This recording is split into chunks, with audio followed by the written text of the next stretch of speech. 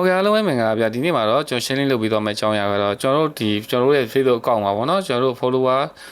အတူထည့်တဲ့နည်းလေးကိုကျွန်တော်အနေနဲ့ sharing လုပ်ပြီးတော့မှာဖြစ်ပါတယ်အဲ့တော့ကျွန်တော်တို့ရဲ့ Facebook account တွေကိုကျွန်တော်တို့ဝင်သွားပေးလိုက်မယ်အရင်ဆုံးကျွန်တော်သတိပေးစရာရှိပါတယ်ဒါကကျွန်တော်တို့အခုပြောမယ့်နည်းလမ်းအောင်ပေါ့နော်ကျွန်တော်တို့ရိုး account တွေပဲရပါတယ်နော်ကျွန်တော်တို့ပေးပုံစံပြောင်းလာတဲ့ account တွေမရပါဘူးအဲ့တော့ကျွန်တော်တို့Facebook follower တူထည့်ဖို့အတွက်ကျွန်တော်တို့အရင်ဆုံး body ကိုနည်းနည်း set တင်ပေးလိုက်မယ်ပြီးတော့အောက်ကကျွန်တော်တို့ active publish details ဆိုတဲ့နေရာကိုနှိပ်ပေးလိုက်မယ်ပြီးတော့ဆိုရင်ကျွန်တော်တို့ body ကိုဆွဲတင်ပေးလိုက်မယ်အောက်ဆုံးရအောင်ဆွဲလိုက်မယ်နော်အောက်မှာကျွန်တော်တို့ link ဆိုတဲ့ page တစ်ဖက်ကကျွန်တော်တို့add add ဆိုတဲ့နေရာလေးကိုနှိပ်ပေးလိုက်မယ်နော်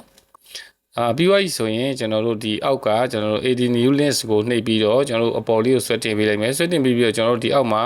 sporty ဆိုတဲ့ဟာလေးကိုရှာပေးလိုက်မယ်ပေါ့နော်ကျွန်တော်တို့ဒီမှာ wifi ပုံလေးနဲ့ sporty ဆိုတဲ့ဟာလေးကိုရှာပြီးတော့ကျွန်တော်တို့နှိပ်ပေးလိုက်မယ်ပေါ့နော်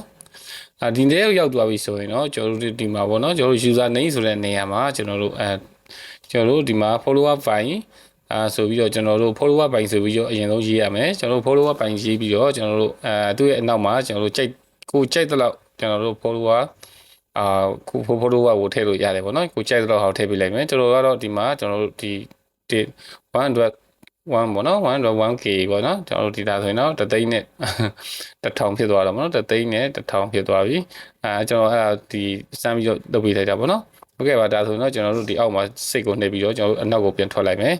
ပြန်ထွက်ပြီးသွားရင်ကျွန်တော်တို့အကောင့်နဲ့ပြန်ဝင်လိုက်မယ်ဝင်ပြီးသွားဆိုရင်ကျွန်တော်တို့ဒီမှာပြန်အကောင့်တွေကိုပြန်ဝင်လိုက်မယ်ပေါ့နော်ဝင်ပြီးသွားရင်ကျွန်တော်တို့ဒီမှာကြည့်ရမှာက